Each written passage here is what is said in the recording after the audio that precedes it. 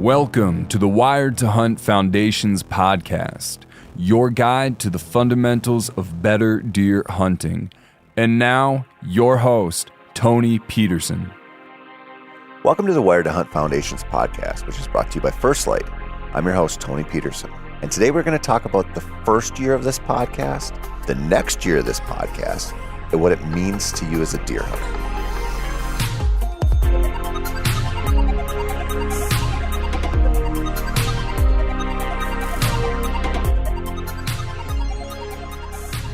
I know it's hard to believe, but a full year has passed since I dropped the first episode of this Foundations podcast. That's 52 weeks of whitetail talk. Roughly 160,000 written words ago, the whole thing started with a bunch of shows about scouting. And then we moved on to hunting tactics, then winter scouting, then some random off-season stuff. And now here we are, full freaking circle.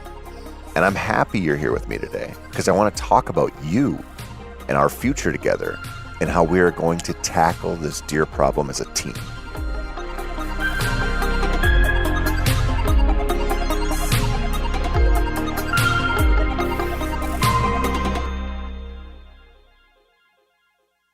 The next year is going to be different, my friends.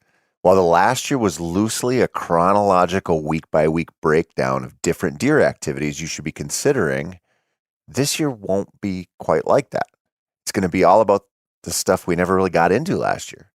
And I'm going to cover a wide range of topics in the next 52 episodes, from, blood trailing to the ethics of certain kind of hunting, to really understanding deer sign, to hunting in the rain, and so on. This year's going to be fun. But before that, I really want to talk about you.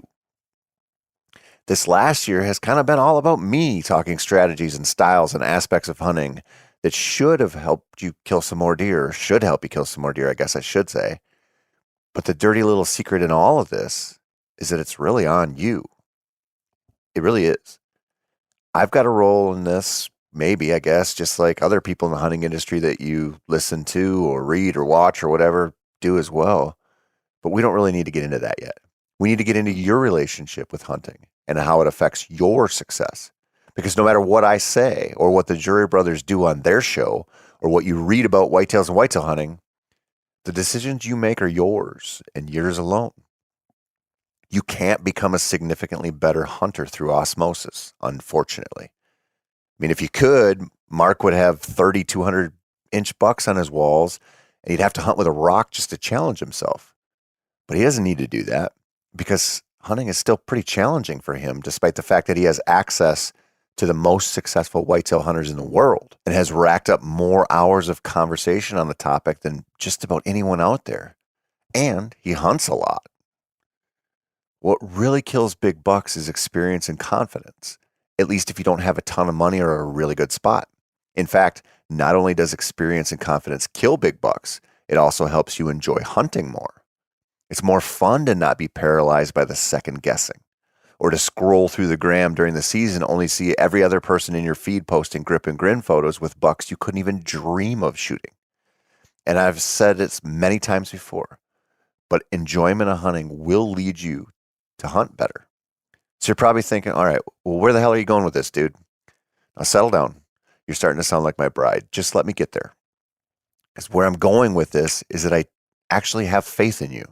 I truly do. I believe that people are capable of great things, just as they are capable of consistently killing deer that make them happy. I think that you've got this, and I want to tell you why.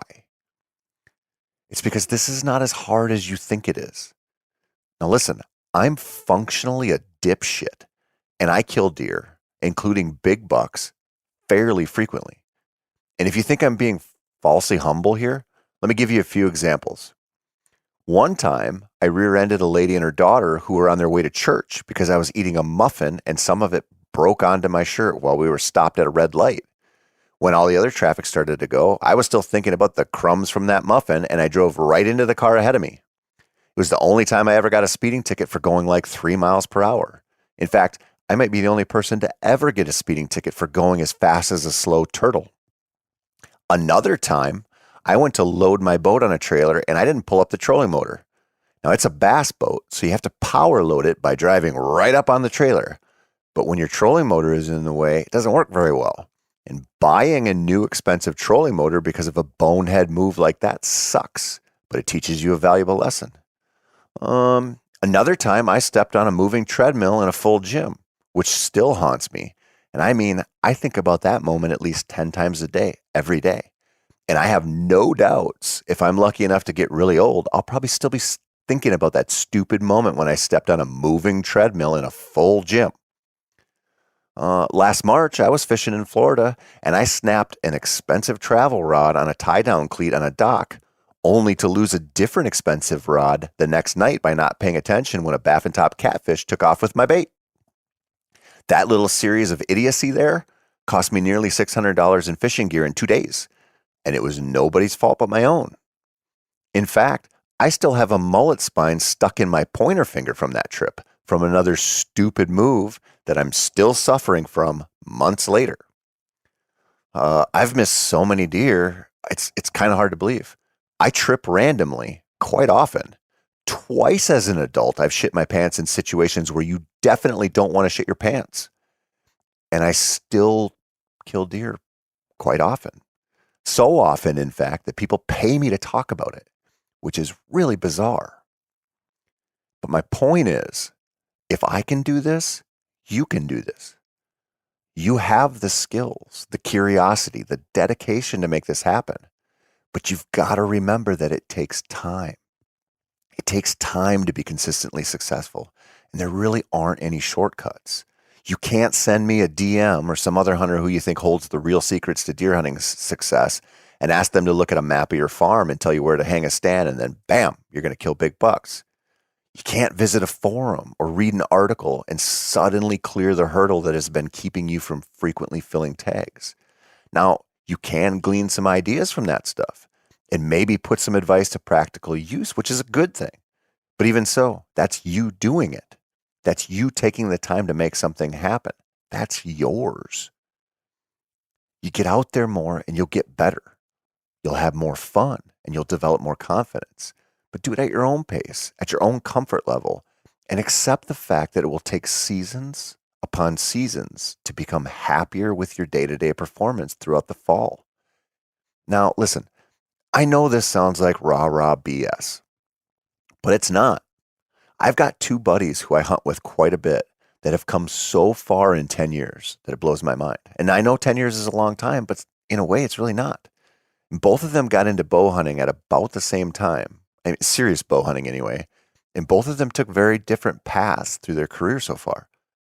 But they both started out hunting any type of deer. Not very well, I might add. Killing does or little bucks was a real challenge for both of them, even though they were full-grown adult men by the time they really started hunting hard. But what they had going for them was an awful lot of desire to be in the woods. They liked scouting, they liked hunting, and they were game for at least 1 trip a year. They made it happen. That meant that they were getting valuable home field experience on private farms, but that they were also heading out on the road to hunt with me on public land in various states. They hunted whitetails, obviously, but they also hunted Western game whenever they got the chance, and small game and turkeys and whatever was open. They hunted when they could hunt, whatever they could hunt. They stacked up some meaningful experience throughout the years. And while they randomly would kill stuff in those early years, it took them, I don't know, maybe 7 or 8 years before they started putting it all together. And I mean really putting it all together. And now when we travel, I'm not surprised at all when either one of them kills a good one.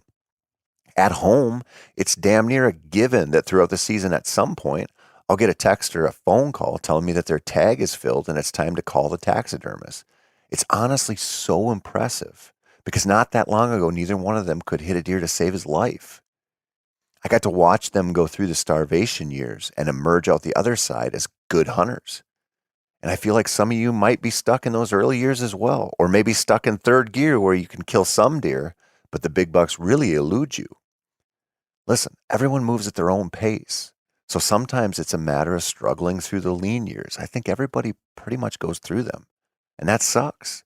Just like it sucks to be a 20-year-old right now, or honestly, just about any time in history where you see what the world could offer you, but you're broke, depressed, and unsure what to do with yourself, and honestly not feeling too peachy about this whole adulting thing. For most people, there are just phases of life that kind of suck. And while it's little comfort to hear that from some stranger, it's true. And the same goes for hunting. It rarely starts out easy. And if it does, it won't mean anything to you in the long run. To gamify hunting or to shortcut the whole thing if you have the means, it's a great way to find success but not really enjoy it a whole lot. It's a great way to minimize this gift we have, and that certainly future generations probably won't. So you know what I want you to do? I want you to treat this year like it's your chance to level up somehow. Set some goals, achievable goals that will make you put in the extra time you need to put in, the little bit of extra effort, and don't set them around big bucks. Well, I guess you can, but don't solely focus on a goal like that and saying something like, well, I've killed a buck that scores 105 inches now, so I really want one that is bigger. I mean, that's fine, but you're selling the whole thing pretty short if that's the sole focus. Now, I look at it a different way. I set goals based around a few different things I want to tell you about, just to kind of give you some ideas. And the first goal for me now, which is more important than trophies, when I wasn't always that way, believe me, but it's where I'm at now, is to fill the freezer. I go into the season and I want 5 to 7 deer because I know that my family can eat that all and I probably won't run out or have to ration venison. I love that feeling. It's a big one, but it's doable because I know I'll hunt a bunch of states and get enough antlerless tags and have zero qualms about lowering my standards to make it happen. But along with that goal, my main objective is to take 5 to 7 good shots to get those deer in my freezer. No, actually, I said that wrong. It's to make, not take, make 5 to 7 good shots. If it takes me 6 deer to fill the freezer, I want 6 double lung or heart shots in my rearview mirror. That's my goal. I want 6 short, easy to follow blood trails that make me feel like I did a good job as a hunter. I don't want those marginal hits, guts, liver, spine. I don't want them. I don't want misses. I want to draw my bow every time and know that my arrow is going to go where it's supposed to go.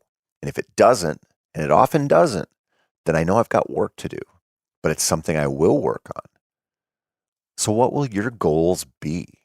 Are you dead set on getting your first deer, or maybe your first buck, maybe your first Pope and Young buck, your first 2 deer season? How about the kind of shots you'll plan to take and make? What about how frequently you'll hunt? Do you have a goal to hunt X amount of days every week, regardless of weather? That's a good one. I don't use that goal anymore because I don't need it. I hunt when I can, always. Do you? Do you remember last season? Did you take days off because it was too hot or too cold or too rainy or too whatever? Maybe don't do that this year. Maybe motivate yourself to hunt when you don't want to hunt. Just like you would make yourself go for a run even though you don't want to, because very few people ever actually want to go for a run. Maybe you're going to take a trip this year and hunt somewhere else. What are your goals around that trip? Kill a big one? Kill a little one? Just enjoy some time in a new place? How are you going to make this stuff happen? That's maybe the most important part of this, because that's on you. What are you going to do to make sure you get the most out of this summer scouting window and then this season? That's what matters. And remember, again, it's on you. Hunting is a personal thing. And even though we have good friends who hunt, or at least most of us do, it's still an activity mostly done in private. This is probably the best point to wrap this episode on, because I really believe it. I say this often on podcasts, and it's always good for a laugh if I'm giving a deer seminar somewhere. But no one really cares about what you shoot. They really don't. Now, your wife might pretend she does. A few coworkers might think it's kind of cool one way or another. And you might be blessed to have a few good hunting buddies who actually kind of do care.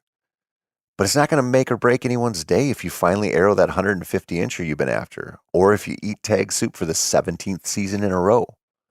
It doesn't matter to anyone but you. It really, really doesn't. It doesn't matter to your Instagram followers or your Facebook friends, or the strangers on your favorite hunting forum that you like to visit. It wouldn't change their lives one iota if you filled your tag or not. Now, I want to reiterate this because I really want to drive this point home. Hunt for yourself. Do not apologize to anyone for doing this legally in a way that makes you happy. Your time in the woods is yours, and it's important. The decision on when to shoot or what to shoot, that's real important too, but only to you. And I don't know, I guess I suppose the deer, but they don't really get a say in it. Well, sometimes they do, but you get my meaning. This is your time and your passion, your hobby, your whatever. Own it. Treat it like something that matters to you because it does. And just get out there. Set some goals. Forget about what other people think about deer hunting or big bucks or who should shoot what. And you do you. Make your decisions. Hunt your way. Follow your hearts, my friends. And I know this sounds like a bullshit pep rally, but it's not. The key to happiness might not exist 17 feet up a tree, or it might. But that time in the woods watching nature do what nature does, that's good for the soul, my friends. Try to leave as much excess baggage behind as you can when you go there and just try to learn how to enjoy it. And lastly, remember that everyone is in the same boat. If you want to go on Instagram and small buck shame a stranger, don't. Don't be a dick. It's not that hard. Try to be happy for people's success because as weird as this may be, we need other folks out there enjoying the world of the whitetail and advocating on our behalf, even if they just killed the buck you've been watching for 3 years. Or they happen to kill a forky every year when you desperately want them to let them go so they can grow. Just do you and try to love every second of it because the ability to go out and hunt these magnificent creatures, it is a gift that we won't have forever.